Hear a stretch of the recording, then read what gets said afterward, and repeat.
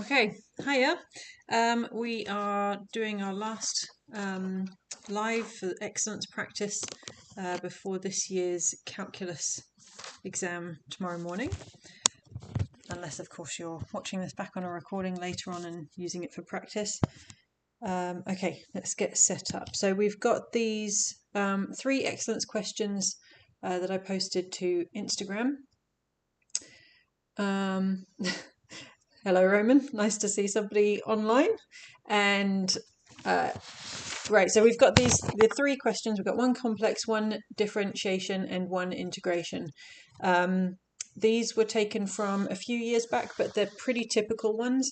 I picked out 3 questions in particular that I think are kind of, common styles of questions to match the typical sorts of things that come up. So the first one we've got with complex is locus. Locus questions are often used for the excellence portions of at least one of the questions within your complex paper. So I would expect that a locus question comes up, and if it does, it's almost always of an excellence variety. Okay, now we're being asked to find the Cartesian equation of a locus that's described by something. Now, Cartesian equation just means we're going to turn it into x and y's. So the first thing to do is to set up that z is equal to x plus iy. That's almost always the way that you start a locus question anyway. So if you're not sure of where to begin or what a loci question is asking you about, substitute that in and then just see where it gets you. Now, the information we've got in the question is that the argument of this particular thing will be equal to pi by 4. Pi by 4 is 45 degrees. That means it gives us an isosceles triangle in the positive quadrant. That will help us a bit later on, the fact that it's isosceles, but we'll get to that in a little bit. Okay, so let's pop in z being x plus iy into this z minus 2, z plus 5 thing. So if z is x plus iy, this will be x plus iy minus 2 over x plus iy plus 5. I'm going to carry on just over on the left-hand side because I know I'm going to need a bit more room. Okay, bring that down here. I'm going to collect up the real part, and then the imaginary part can be over there by itself, x plus 5, and then plus iy for the bottom. Okay, now if we have complex numbers on the bottom of our fraction, the next bit of algebra step should be to rationalize that denominator. We do that by multiplying through by the complex conjugate of the denominator. So we take the imaginary part and turn it into a negative. Whatever we have multiplied by on the bottom, we need to multiply the same thing on the top, because then essentially we're just timesing by 1, and we're just turning it into a format that's going to be more useful to us. Right, now multiplying that through. On the top, we've got x minus 2, x plus 5, plus x minus 2 times minus iy, plus x plus 5 iy, plus iy times minus iy. Pretty lengthy. We'll get to tidying it up in a minute. And we'll just do the bottom part now. X plus 5 squared. Then we would have a iy times x plus 5 and a minus iy times x plus 5. Those will cancel. So I'm not going to bother writing those bits in because you'll have a plus and then a minus of it. So we don't need to bother with that. But we will have plus iy times iy. Okay, let's go through and tidy up what we can in there.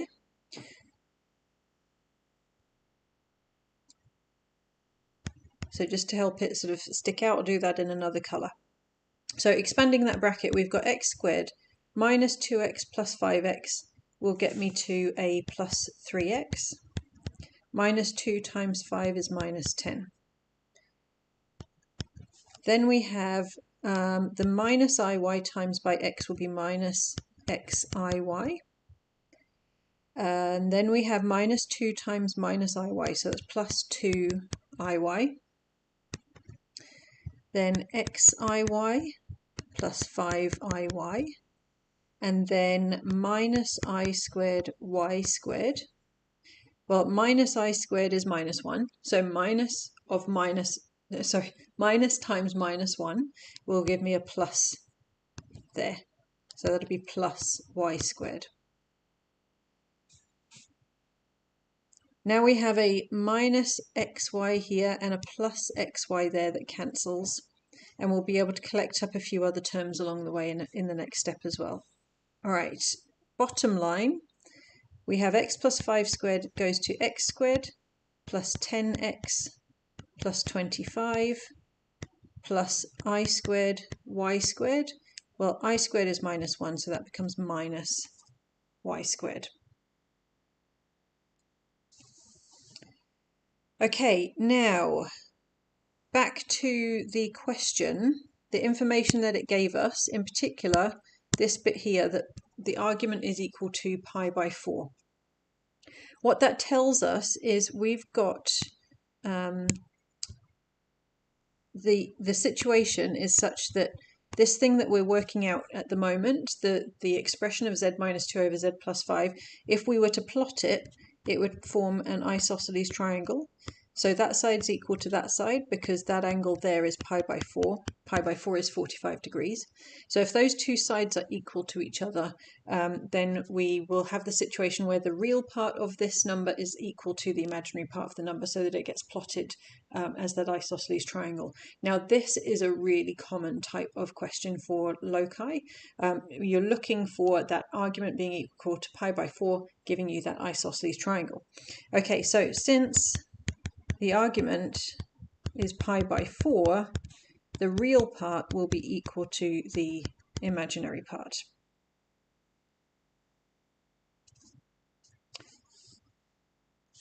Okay. So what we have from the real part, let me see if I can just go through and highlight it as we go. The real part is anything that doesn't have an I with it. So we have this piece here and this piece here. Oh, that colour's not great against the pink. Hold on. So here we go. That bit and everything on the bottom is going to give us the real parts. So we have x squared plus 3x minus 10 plus y squared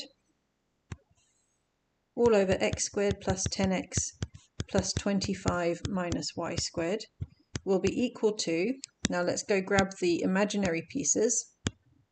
If we were to separate this out, let me see if I can take that highlight off. It's not wanting to let me do it. There we go. That was a minus 10. Okay, the imaginary pieces now. We have anything that is attached to an I. So we have this plus 2y and this plus 5y. So in fact we have 7 iy.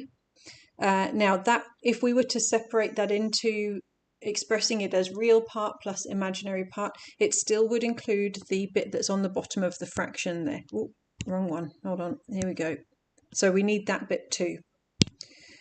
So the real part will be 2y plus 5y, which is 7y, all over that denominator too.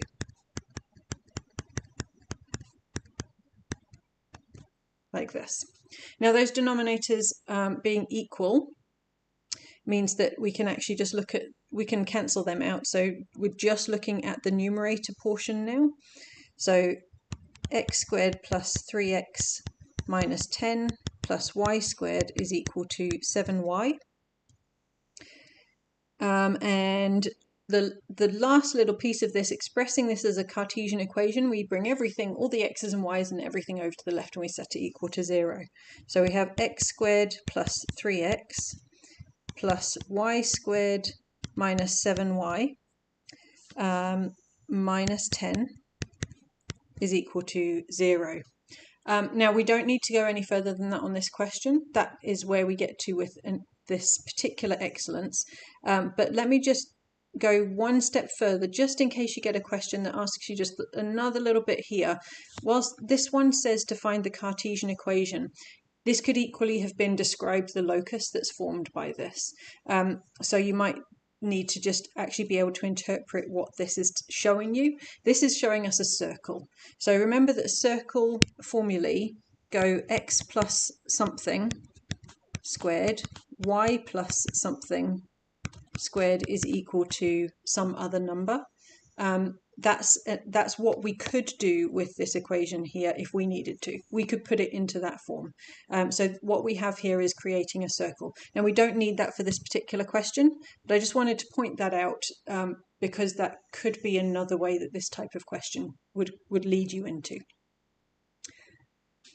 Okay, so that's the complex numbers one. I'll just pause for a second there. If anybody's got any questions, if you've got any lines of working that you want sort of re-explained, it might help if I just sort of number them as line 1, 2, 3, 4, 5, 6, 7. So if you've got a question about any of those lines of working, pop that into the chat and I'll answer that. While you're having a think and I give you a moment to put that in if you've got any questions, I'll let you know where the marks were given for the achieved and merit possibly in there. I'll just go look those up. Where were we? Okay.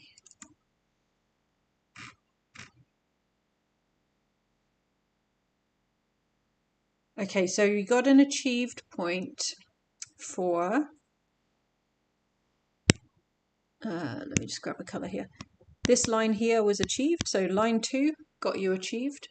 1, 2, 3, 4, and this line here, line 4, got you merit.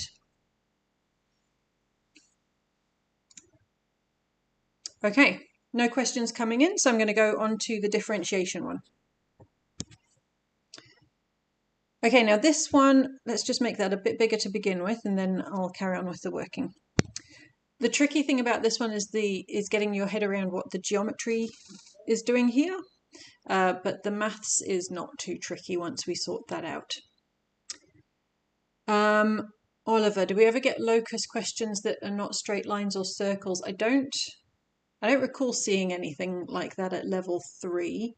You certainly don't need to do ellipses.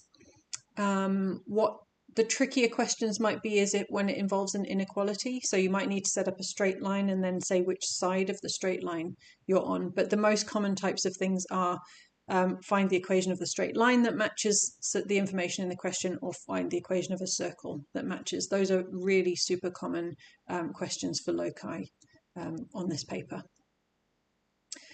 Okay, let's take a look at this differentiation question. I'm going to label up some pieces of the diagram. So the ladder has a length of 5.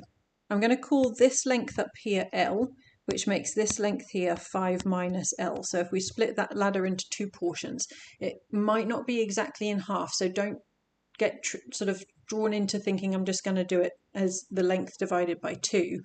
I imagine that would have been quite a common mistake on this year's paper, to just say it's 2.5 and 2.5 on either side, and then you're going to end up going a bit skew-if with this. So that ladder has a total length of 5. So if I label the first portion on the left-hand side as L and the rest is 5 minus L. We've got 2 triangles set up here. Now those 2 triangles are similar because they are, like, these 2 lines here are parallel, and that makes those 2 angles there the same. Now it's helpful that they actually gave you all of that on the diagram already, but I just wanted to point that out. Now what we're trying to work out is the minimum width of W. Now to be able to find a minimum of something, we need to differentiate it and set it equal to 0. So when you're asked to do these questions, first of all, use that bit of information to write down what it is that you're looking for, so that you could find a minimum. Now, W is the thing we're trying to find a minimum for. The thing that is changing in here is the angle as that ladder goes around. So we're looking for dW by dA. We want to know the rate of change of W as that angle moves around. Okay, we've got enough information there to get cracking with this now.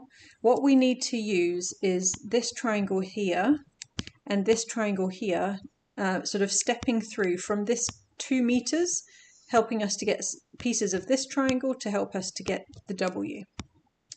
Okay, so we can work out L on this first triangle by using the fact that this side is 2, and we have a length of L, and then we've got the angle marked as A.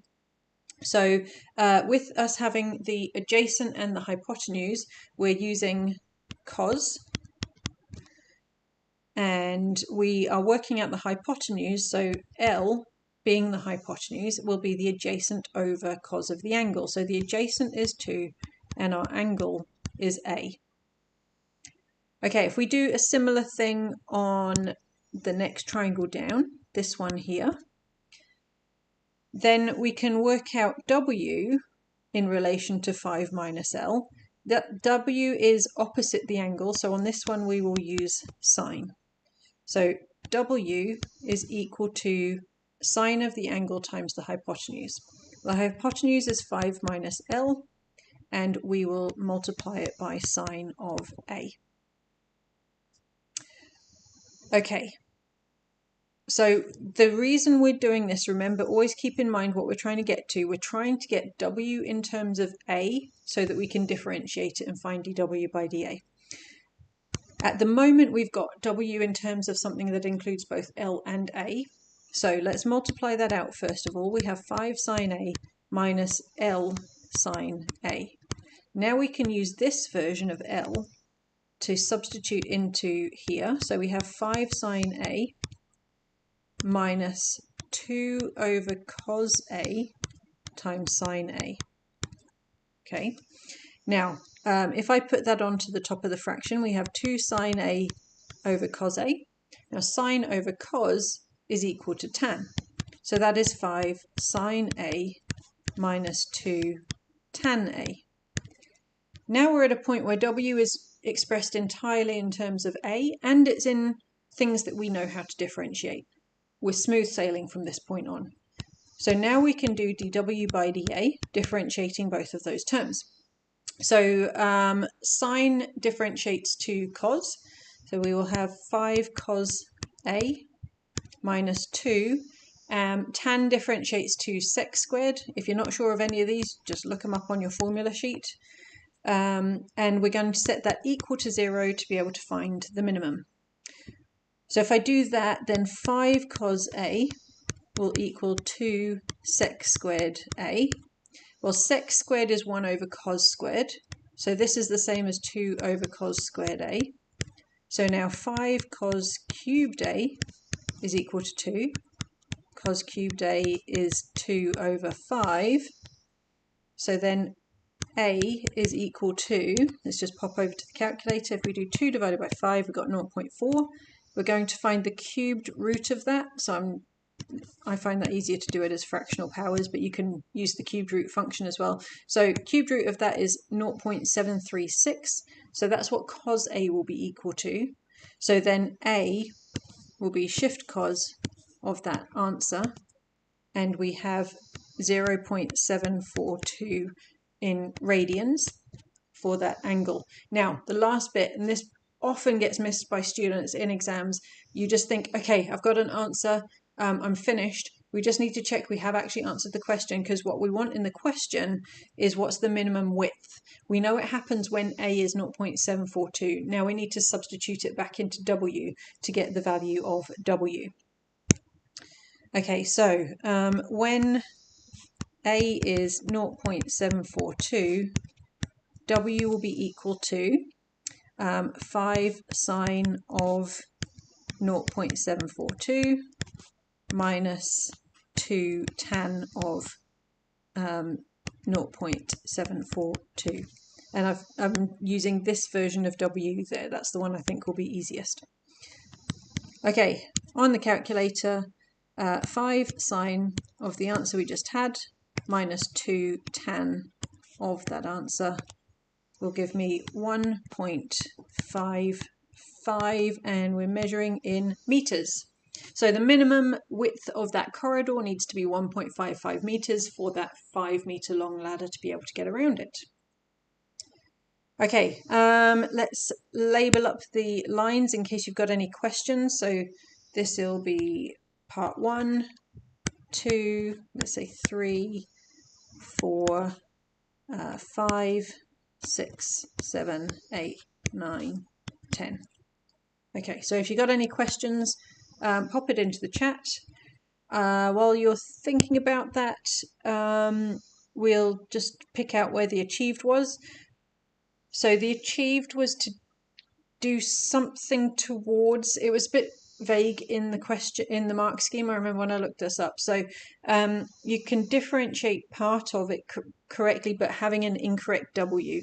So if you did something within like this sort of area, but with a little bit wrong, then you could get an achieved point within there. If you had kind of almost got it, perhaps maybe you got a little portion of it incorrect, but you differentiated correctly, that would get you the achieved. The merit was a bit easier to actually identify where they awarded that for, and that was line 5 right here.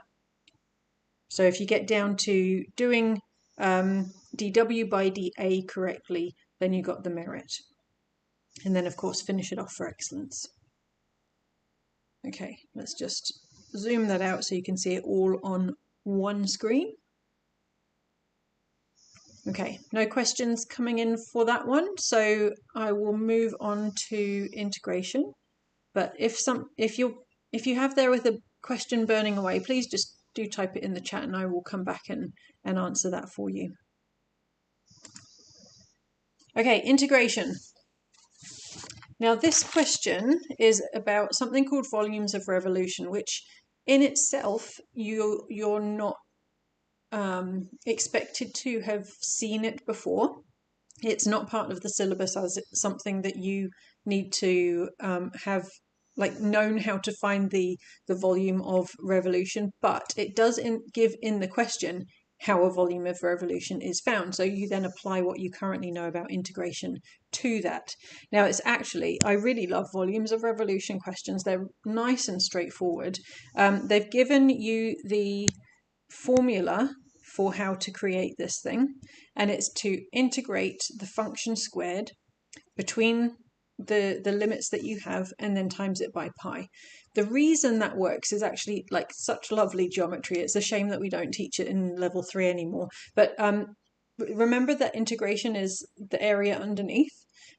Each of those lines gets rotated around, so it makes a circle. So that line up to the curve is making the radius of that circle. So you're doing pi r squared. That's what this formula is. Now, isn't that lovely? It's just like slices of circle all the way around and saying that you're adding them all up together, and that's what the integration does. Anyway, that's a kind of a side note. Let's look into how to do this question with the information that we've got here. So for the volume, we are going to do pi times the integral between 0 and pi by 2, and then we take our function and square it. Now the function we've been given is cos of x, that will be squared. Now cos squared itself, we can't actually integrate that with the skills that you have at the moment. We need to turn it into something else that we can integrate, and we use our formula sheet for that. So look for the section on your formula sheet that's called, let me just look over that, double angles. So it's at the bottom left hand corner of the trig page, and there's some stuff in there that helps you turn squareds into regular things of power 1, and one of those is that, where is it? So it's that 2 cos squared a minus 1 is equal to cos of 2a. So we're looking for something with a cos squared in it that turns it into something that doesn't have squareds. So then from that one, I can say that cos squared a will be cos of 2a plus 1 and divide it by 2. Let me just tidy that up. So now I can turn that integral that we've got into an equivalent, but using terms that I can integrate. So cos squared will become cos of 2 times the x over 2 plus 1 over 2. And I've separated that fraction because I know I'm about to integrate it, and that's much easier done in 2 different pieces. Okay, let's pop that in. So we now have pi being multiplied by cos of 2x over 2. And yep, for that question that's just come in, I do have videos on optimization. I'll take a look and point you in the right direction after I've finished this question. But it'll be under the playlist for level 3 integration. Possibly under differentiation as well, there'll be some stuff in there. Anyway, I'll come back. Right, if we integrate cos, that goes to positive sign. So we will have sine of 2x. Now it was over 2, but we also need to divide by the 2 that's inside there because we're doing reverse chain rule. So in total we'll be dividing by 4, and this becomes half x with limits of pi by 2 and 0. Okay, carrying on with that substitution, we have sine of 2 times pi by 2 will just be pi, plus, if x is pi by 2 and we then divide it by 2, we've got pi by 4. So that's subbing in the pi by 2. And then sub in the 0, so sine of 0 over 4 plus half times 0. Let me just make sure you've got all of that there. Okay. Now, sine of pi, if you're not super confident, just pop it in the calculator to check. That's going to give us a 0. So we end up with a 0 plus a pi by 4 minus, also sine of 0 is 0, so that's 0 plus 0, and this is all kind of cancelling out very nicely, so that we end up with pi squared over 4 once we multiply it by the pi that's over there on the left outside of the bracket. So our area is pi squared by 4, and if we want that in numbers rather than exact form as a decimal, that will be equal to 2.47. We don't know the units, but we know we've got volume, so that'll be units cubed. Okay, numbering those up, let's go with 1, 2, 3, 4, 5, 6. Okay, so if you've got a question about that one, pop it into the chat. I'm just going to look up where you needed to get to for various different grades on this one. It wasn't specified anywhere to get an achieve point out of this one, but you could get a merit for line 3, getting as far as that. Okay, let's just make that as big as we can fit it onto there. All right, I'm just going to go and look for that optimization stuff. But if you don't have any other questions about the questions that we did on the live, that'll be us done for now. Otherwise, I will stick around for a few minutes while I'm looking for this section of videos that might help with optimization. If you do have any other questions, pop it into the chat.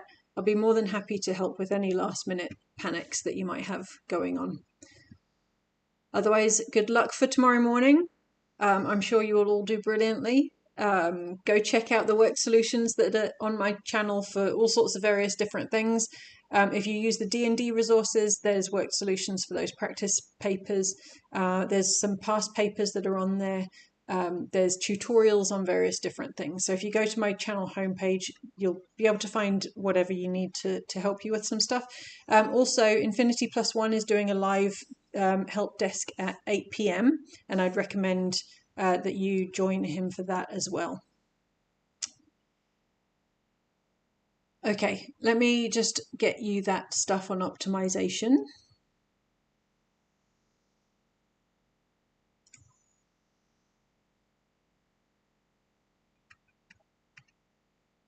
Okay, that'll be under finding maximums and minimums. Let's see.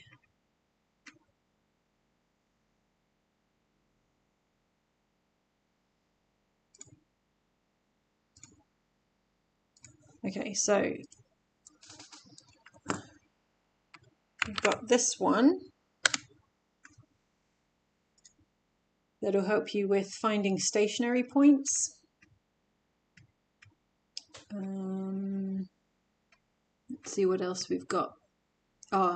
This one here.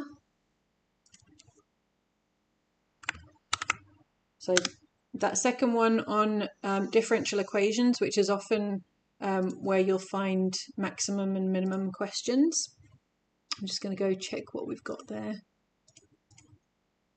Okay, and I'm just going to see if there's anything else that would be helpful too.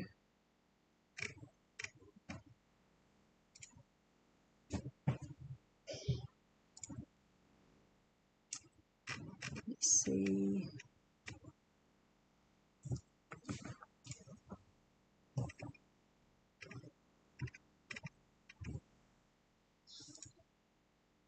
Okay, this one here could be useful. Another one on differential equations. And let's get this one. There you go. Those are all the ones that I could think might come under that category of optimization, but it's in various different contexts. The last one that I sent you is one, well, the last two are ones particularly for if they come up on the integration question, and the last one is about three particular ways that gets used for population growth, radioactive decay, and Newton's law of cooling. Those are worth memorizing how to do those, because if they come up, they will almost certainly be an excellence question, and you can just take yourself through the steps, memorizing how to go through them, and then those questions will always sort of come up with the same key details, and you can follow that step-by-step process to work them through. Okay, any advice for approaching the questions? Yes, I have. If you're talking about like how to like approach the exam, I have some really clear exam strategy that I tell my students, which is that I think everybody should be starting with the merit questions. There might be a few people where like merit is just a little bit too scary to begin with, but for the vast majority of people, if you're aiming to pass this paper with at an achieved level, then the first steps of the merit questions have achieved within them. If you're aiming for merit, then obviously you must do the merit questions. So that's part C and D. If you're aiming for excellence, you should start with the merit questions to warm you up into things and also give you a bit of a backup, and then do the excellence questions. So my sort of advice on exam technique is do the merit questions first. So start with part C or D or both of them, and then from there, if you did those first and you kind of struggled with them and you're not feeling confident, then go back and do parts A and B to get the achieved and kind of feel like you've got that in the bag before going back to the merits. If you do the merits and you feel like you're really happy with them, go on and do the excellences from there. That gives you enough time across all three papers to be able to get those grades in all three of the standards within the 3 hours that you've got. That should be plenty of time. Yeah, that's my advice. Okay, so any other questions that are coming through from anybody that's still around? I'll stick around for a minute or two. Otherwise, good luck with your study for tonight. Hope tomorrow morning's exam goes well. And don't forget, Infinity Plus One is doing his help desk thing at 8 o'clock, and I highly recommend popping over and seeing the questions that he's getting through there and the advice that he has too. He's a really great resource.